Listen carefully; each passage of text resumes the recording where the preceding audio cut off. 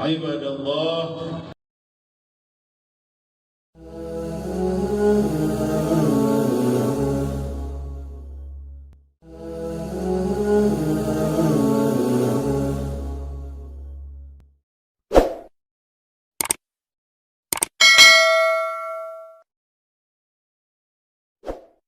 Assalamualaikum warahmatullahi wabarakatuh. Alhamdulillah, alhamdulillahilladzi aslaha ad-dhama'ir.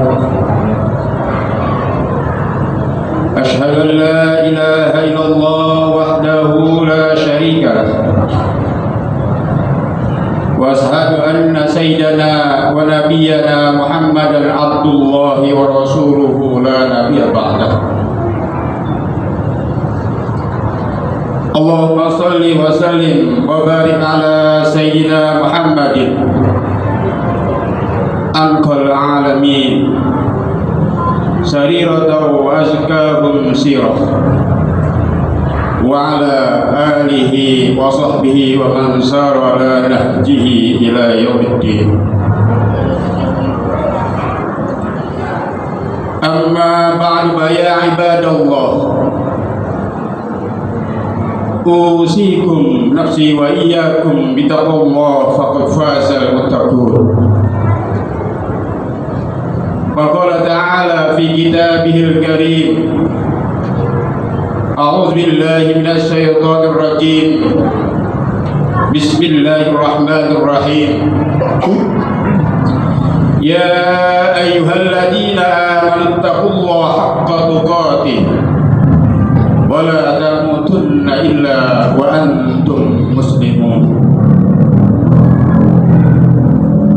Wa qala Rasulullah wa qala aidan Muhammadur Rasulullah walladzina ma'ahu asyiddaa'u 'alal kuffari rahama'u bainahum tarahum ruk'an sujadan yabtaguna fadlan minallahi wa ridwana. Sadaqallah wa sadaqa rasulul karim. Ma'asyiral muslimin rahimakumullah. Hadirin sidang Jumat Masjid Al-Mujahidin yang mudah-mudahan dimuliakan Allah Subhanahu wa taala. Pertama, marilah kita panjatkan puji syukur kepada Allah Subhanahu wa taala yang begitu banyak memberikan kita berbagai macam kenikmatan, terutama nikmat iman, Islam, serta sehat walafiat, sehingga kita masih dapat menjalankan kewajiban kita, yaitu sholat Jumat di masjid yang penuh barakah ini. Salawat dan salam mari sama-sama kita sanjungkan kepada Nabi kita Muhammad sallallahu alaihi wasallam yang telah membawa umatnya minaz zulumati ilan nur. Hadirin sidang Jumat rahimakumullah. Untuk mensyukuri semuanya, patutlah dirahmati dan hadirin sekalian, untuk seyogyanya meningkatkan kualitas iman dan takwa kepada Allah Subhanahu wa taala. Takwa dengan arti yang sebenarnya mengerjakan dari apa segala yang diperintahkan, serta menjauhkan dari apa-apa yang telah dilarang. Hadirin sekalian rahimakumullah. Alhamdulillah wa syukurillah, berapa hari lagi kita akan menghadapi dua peristiwa besar di tanah air kita ini, yang mudah-mudahan kita sebagai orang tua yang bijak, orang tua yang adil, orang tua yang bijaksana, senantiasa menjaga putra putri kita serta keluarga kita dari kebocoran akidah. karena beberapa hari lagi kita akan menghadapi perayaan Natal dan Tahun Baru Milenial. Maka dengan demikian, izinkanlah khatib pada hari ini untuk menyampaikan sebuah tema yang sangat sederhana, yaitu antara marah yang mulia dan marah yang tercela.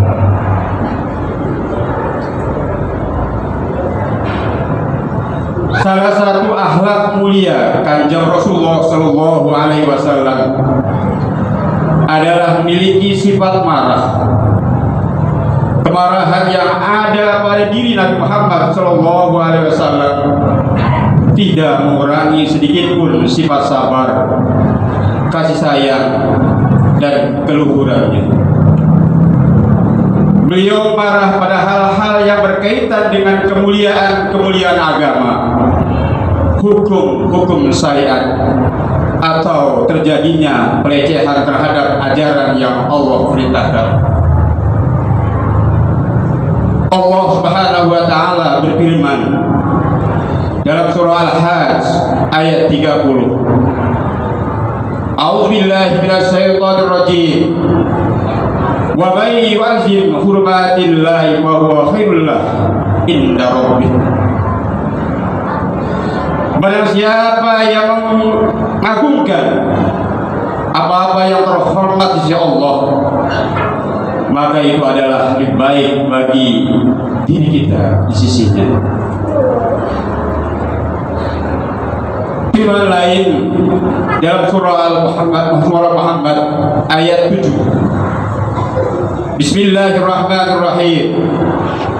Ya ayyuhalladzina amanu in tansurullaha yansurkum wa yusabbit aqdamakum. Hai orang-orang mukmin, jika kamu menolong agama Allah, niscaya Dia akan menolongmu dan meneguhkan kedudukanmu di sisinya.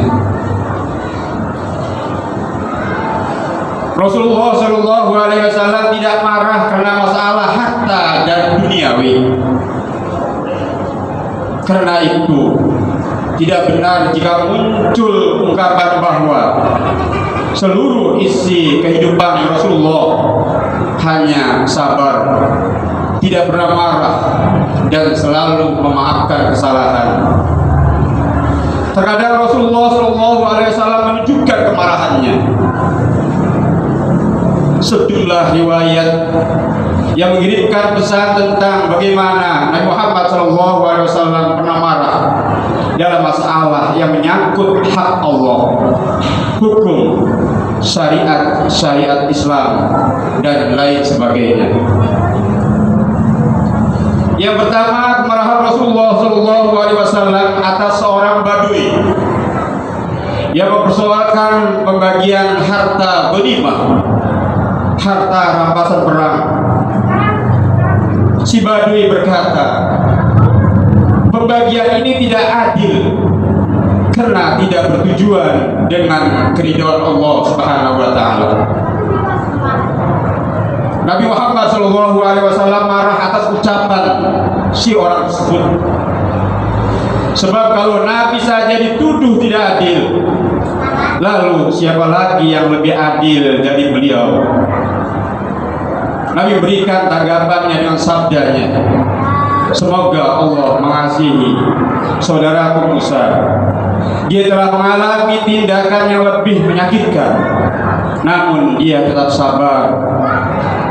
Disinilah kita mengambil pelajaran bahwa Nabi Muhammad SAW marah, namun ekspresi kemarahannya hanya terlihat pada warna kedua pipi beliau yang memerah. Yang kedua, sebuah hadis berisi tentang kemarahan Rasulullah SAW atas imam yang memperpanjang bacaannya dalam sholat sehingga membuat jamaahnya bermalas-malasan datang untuk sholat berjamaah atau sholat di awal waktu. Seorang lelaki menghadap Rasulullah SAW dan berkata, sungguhnya aku perlambat sholat subuh disebabkan oleh si imam yang senantiasa memanjangkan sholat dengan kami. Maka tidaklah aku melihat Nabi Muhammad SAW malah dalam memberikan nasihat yang lebih hebat dari kemarahan beliau pada hari itu. Kemudian beliau bersabda yang dengan artinya, wahai manusia, sungguhnya di antara kamu itu ada orang-orang yang bikin manusia lari dari agama. Siapa saja di antara kamu yang mengimami orang banyak, maka hendaklah dia meringkaskan, karena sungguhnya di belakangnya ada orang yang sudah tua, ada orang yang lemah, dan ada orang-orang yang mempunyai keperluan di luar. Hadis diriwayatkan oleh Imam Muslim. Yang ketiga, ada serombongan kaum dari suku Dzor. Keadaan mereka sangat memprihatinkan. Mereka menggunakan pakaian compang-camping, tidak memakai alas kaki, terlihat dalam keadaan miskin serta tidak terurus. Menyaksikan kejadian yang memilukan, Rasulullah marah. Beliau marah sebab melihat kemiskinan yang menimpa sesama muslim, sementara saudaranya yang lain tidak mengulurkan bantuan. Nabi Muhammad SAW menyampaikan sebuah khutbah yang diantara isinya merintahkan sahabat untuk menolong mereka. Bantulah saudara kalian sekalipun dengan sebutir kurma. Usai menyimak khutbah Nabi SAW, para sahabat pulang ke rumah dan kembali ke masjid dengan membawa aneka bantuan. Ada yang membawa makanan, uang, pakaian, kurma, hingga nampak di hadapan Nabi Muhammad SAW. Beliau yang sempat marah karena kurangnya kepedulian kita sama dan tersebut bahagia karena adanya kepedulian dan bantuan dari para sahabat. Yang keempat, kemarahan yang terpuji.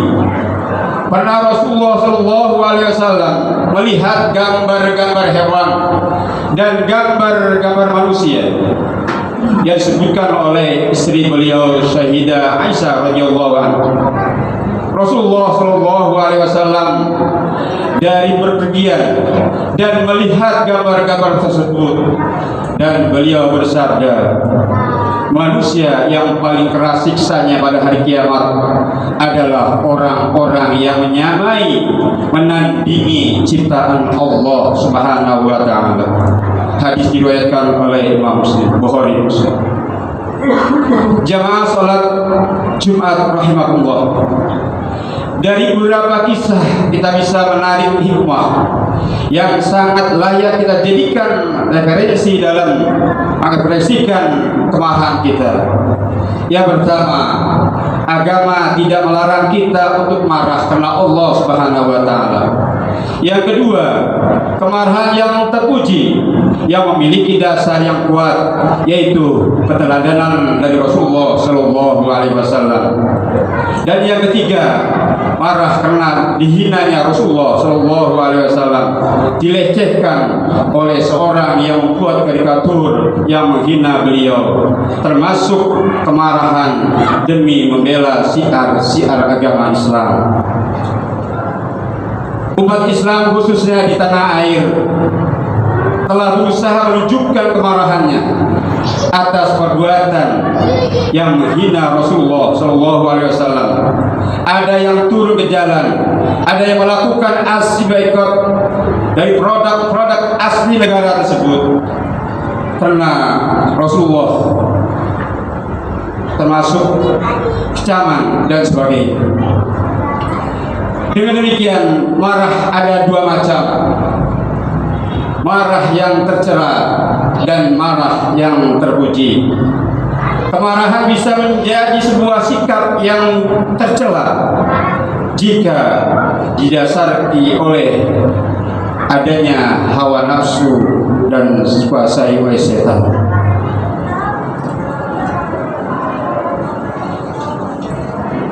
Sementara marah yang terpuji adalah marah karena adanya hak-hak Allah dan Rasulnya yang dilanggar atau dihina. Kita boleh bahkan harus menunjukkan sikap marah dan tidak boleh diam karena hinaan tersebut. Demikianlah khutbah singkat, mudah-mudahan ada manfaatnya buat saya pribadi dan hadirin sekalian.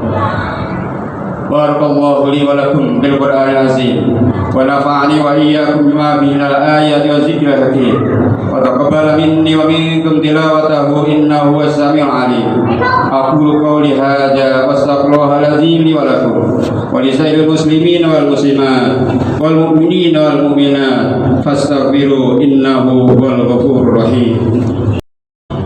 Alhamdulillah Alhamdulillah amarna bil ittihad wal intisab bihablillahil matin. Asyhadu an la ilaha illallah wahdahu la syarika la iyyahu na'budu wa iyyahu nasta'in. Wa asyhadu anna sayyidana Muhammadan abduhu wa rasuluhu al-mab'us rahmatan lil alamin. Allahumma shalli wa sallim wa barik ala sayyidina Muhammadin wa ala alihi wa ashabi ajmain, amma ba'd. Fa ya ibadallah ittaqullaha mastata'tum wa sari'u ila maghfirati rabbil alamin. Wa alamu anna Allah subhanahu wa ta'ala amarakum bi amrin bada fi bi nafsi wa sanna bi malaikatil musabbihati bi kursi. Fa qala ta'ala fi kitabihil azim, inna Allah wa malaikatahu yusalluna 'alan nabi ya ayyuhalladzina amanu sallu 'alaihi wa sallimu taslima. Allahumma salli wa sallim wa barik ala sayyidina Muhammadin sayyidil mursalin wa ala alihi wa ashabihi wa qurabatihi wa azwajihi wa dzurriyyatihi ajma'in. Wardallahu ma'ala arba'il khulafa'ir rasyidin sayyidina Abi Bakr wa Umar Utsman wa Ali wa ala baqiyati sahabati wat tabi'in wa tabi'it tabi'in wa man tabi'ahum bi ihsan ila yaumiddin wa alaina ma'hum bi rahmatika ya arhamar rahimin. Ibadallah, innallaha ya'muru bil 'adli wal ihsan wa ita'i dzil qurba wa yanha 'anil fahsya'i wal munkari ya'idukum la'allakum tadhakkarun. Fazkurullahal 'azim yadhkurkum washkuru 'ala ni'amihi yazidkum wad'uhu yastajib lakum wa la dzikrullahi akbar.